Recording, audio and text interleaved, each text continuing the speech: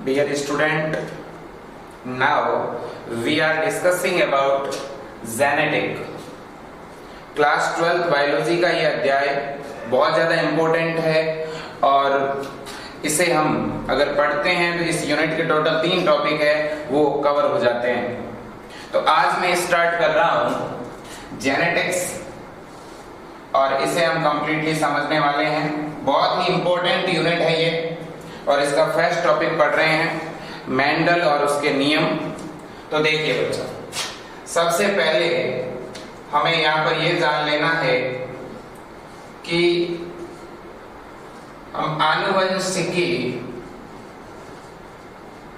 या जेनेटिक किसे कहते हैं और पहली बार वो साइंटिस्ट कौन थे जिन्होंने जेनेटिक्स के क्षेत्र में काम किया, या आज हमें इसे पढ़ना जरूरी इस वजह से है क्योंकि कोई तो साइंटिस्ट रहा होगा ना जिसने इस सेक्टर में काम किया है ना। तो देखिए, अगर हम जेनेटिक्स की बात करते हैं तो हमें यहाँ पे एक जानकारी समझ लेनी जरूरी है कि ये एक साइंटिस्ट था बच्चों और जिसका नाम था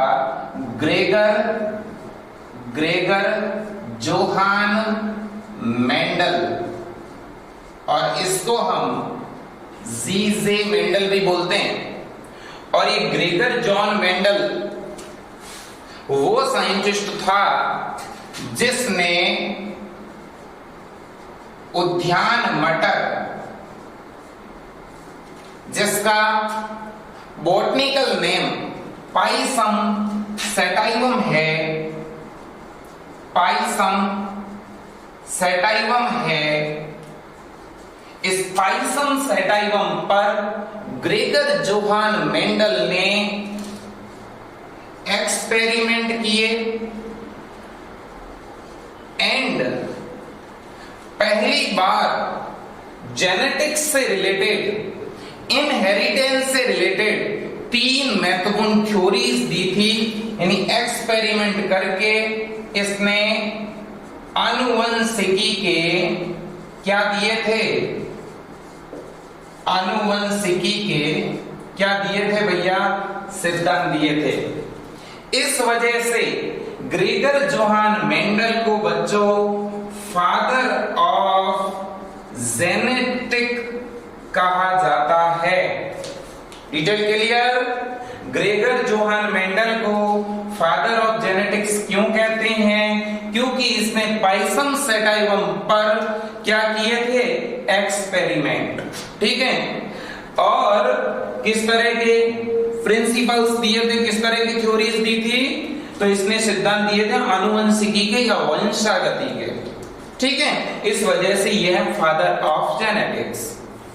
अब सुनिएगा, ये जो जेनेटिक्स टर्म है, ये जो जेनेटिक्स शब्द है, ये किसने दिया? फिर ये दिया था बच्चों एक साइंटिस्ट ने और उसका नाम है बैटसन। जेनेटिक टर्म देने वाले कौन? बैटसन। जेनेटिक के फादर कौन? जेनेटिक्स के फादर है ग्रेगर जोहान मेंडल। क्लियर? अब सुनिए, फिर हम जेनेटिक्स को किस तरह से डिफाइन करेंगे, कैसे परिभाषित करेंगे? तो सुनिएगा, एक सिंपल सा मेथड है। यहाँ पे जितने भी ऑर्गेनिज्म है पृथ्वी पर, जितने भी सजीव है, सभी के जो आनुवंशिक पदार्थ है, यानी हमारा जो डीएनए या जो जीन है, इसके अंदर जो आनुवंशिक सूचना जमा है वो उस एक व्यक्ति से उसकी अगली पीढ़ी में जाती है और फिर उस पीढ़ी से उसकी अगली पीढ़ी में जाती है।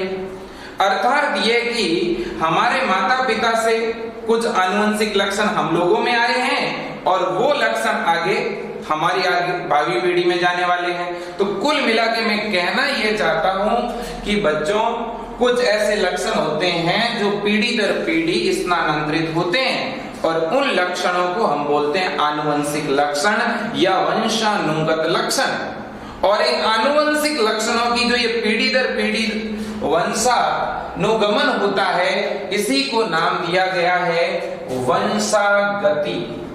तो यहाँ एक चीज तो मैंने आपको बता दी, वंशागति क्या है, हेरिडिटी क्या है, तो आपसे अगर कोई पूछे वंशागति या हेरिडिटी से क्या अभिप्राय, तब आप ये कहोगे कि एक पीढ़ी से अगली पीढ़ी में आनुवंशिक लक्षणों के स्थानांतरण की प्रक्रिया क्या कहलाती है भाई, हेरिडिटी। क्लियर। लेकिन आप मुझे ये बताना, क्या माता पिता के सारे लक्षण संतान में चले जाते हैं क्या संतान एग्जैक्ट हूबहू अपने जन्मों की कॉपी होती है क्या? तब आंसर होगा नहीं, एग्जैक्ट कॉपी नहीं होगी। कुछ तो संतान में नए लक्षण भी उत्पन्न होंगे। इसका मतलब यह है कि अगली पीढ़ी में कुछ क्या उत्पन्न होगी भाई, वेरिएशन, अर्थात क्या भाई, विभिन्नताएं। क्लियर। अब सुनो, इसका मतलब एक पीढ़ी से अगली पीढ़ी में लक्षण कैसे जा रहे हैं, अगर मैं इस बात का अध्ययन करना चाहता हूं तो मुझे दो चीजें मिलेगी, एक तो वंशागति और दूसरा विभिन्नता। अगर वंशागति और विभिन्नता का मैं एक साथ अध्ययन करूं तब उसे कहते हैं आनुवंशिकी, है कि नहीं? तो आप इस बात को समझ गए होंगे कि वंशागति एंड विभिन्नता की क्या स्टडी क्या कहलाएगी भैया, जेनेटिक। जानकारी क्लियर है क्या? Study of heredity and variation also known as genetic. Clear. सुनिएगा, अब मैं एक जानकारी क्लियर करता हूं। ये जो जेनेटिक शब्द है यह भी डेराइव हुआ है किससे, जीन से। जेनेटिक किससे बना भाई, जीन से। और जीन क्या होते हैं भाई, सेगमेंट ऑफ डीएनए, डीएनए के खंड, और डीएनए के ऐसे खंड जिनके पास कोई स्पेसिफिक प्रोटीन सिंथेसिस की सूचना होती है। ठीक है। अब सुनिएगा, अब मैं एक जानकारी यहां पे क्लियर करूं। अब देखो, जानकारी यह है कि ये हेरिडिटी शब्द दिया किसने, तो ये हेरिडिटी शब्द दिया था स्पेंसर ने। क्लियर। सुनिए, अब हम बढ़ते हैं आगे, और अब हम आगे जिस जानकारी को लेके बढ़ने वाले हैं वो भी यहां पे सुन लेना जरूरी है। वो ये कि हेरिडिटी की तो बात ठीक है कि भाई हेरिडिटी में पीढ़ी दर पीढ़ी आनुवंशिक सूचना, आनुवंशिक लक्षणों के संचरण की प्रक्रिया, संचरण की प्रक्रिया को वंशागति कहते हैं। क्लियर है। अब सुनो, दूसरी बात है वेरिएशन या विभिन्नता। विभिन्नता का मतलब क्या है फिर? अरे भाई वंशागति क्या है ये तो समझ लिया, तो फिर वेरिएशन के बारे में पता होना चाहिए। तो सुनिए, जैसे दो सगे भाई बहन हैं, उनके अंदर उनके माता पिता के लक्षण आए हैं, मतलब लक्षणों की वंशागति भी हुई है कि नहीं? लेकिन उन दोनों के अंदर कुछ नए लक्षण भी उत्पन्न हुए हैं, मतलब उनमें कुछ विभिन्नता भी है कि नहीं? तो फिर ये विभिन्नताएं कैसे उत्पन्न होती है, हमें ये जान लेना जरूरी है। तो सुनिए बच्चों, विभिन्नता का मतलब तो हो गया एक तरह से एक ही जाति के जीवों में दिखाई देने वाली असमानताएं। एक ही जाति के जीवों में दिखाई देने वाली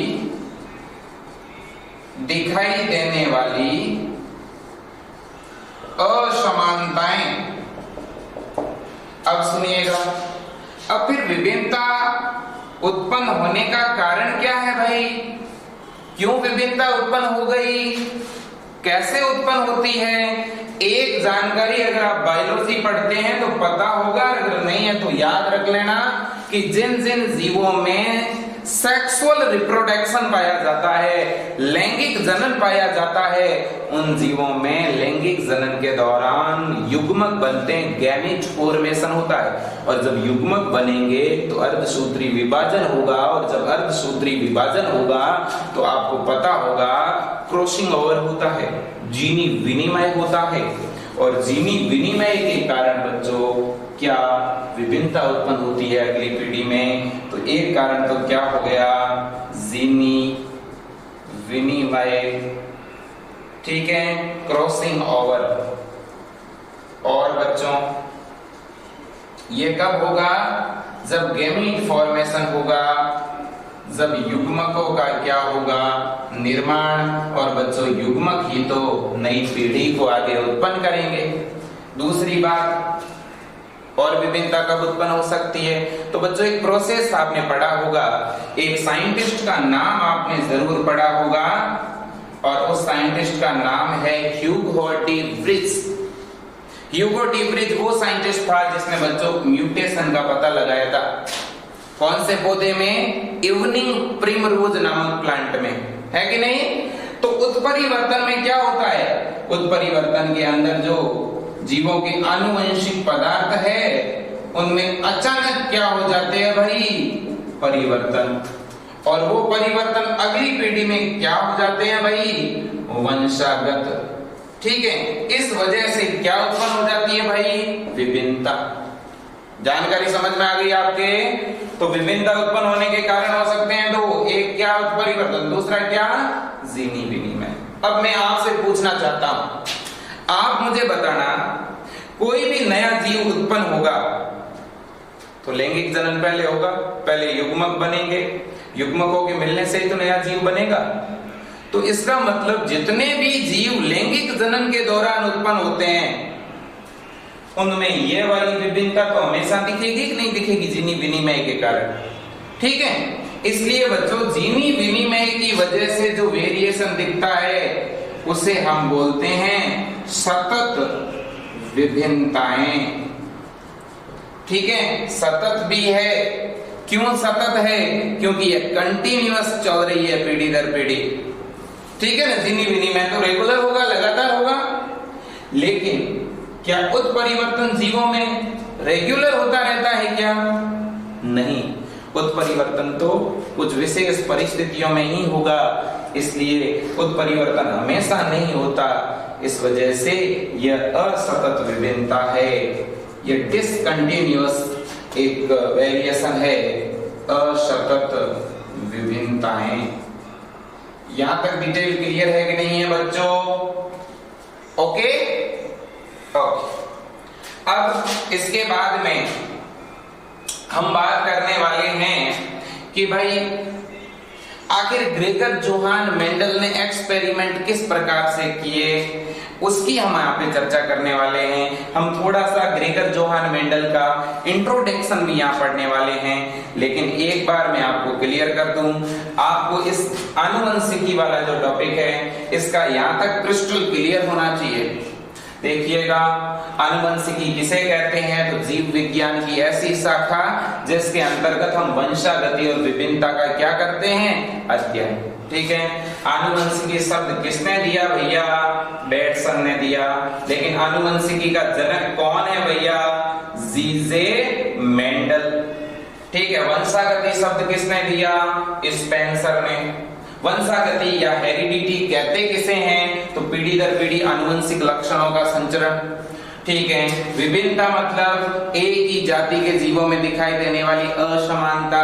विभिन्नता किन दो कारणों से उत्पन्न हो सकती है, जीनी विनिमय और उत्परिवर्तन की वजह से। उत्परिवर्तन यानी म्यूटेशन, ठीक है। अब उत्परिवर्तन क्या है, तो जीवों के आनुवंशिक पदार्थों में अचानक होने वाले जो परिवर्तन जो अगली पीढ़ी में क्या होते हो, वंशानुगत, उसे क्या कहते हैं, उत्परिवर्तन। या एक जानकारी याद रख लेना, उत्परिवर्तन की खोज किसने की थी भैया, ह्यूगो डी वेरिस ने।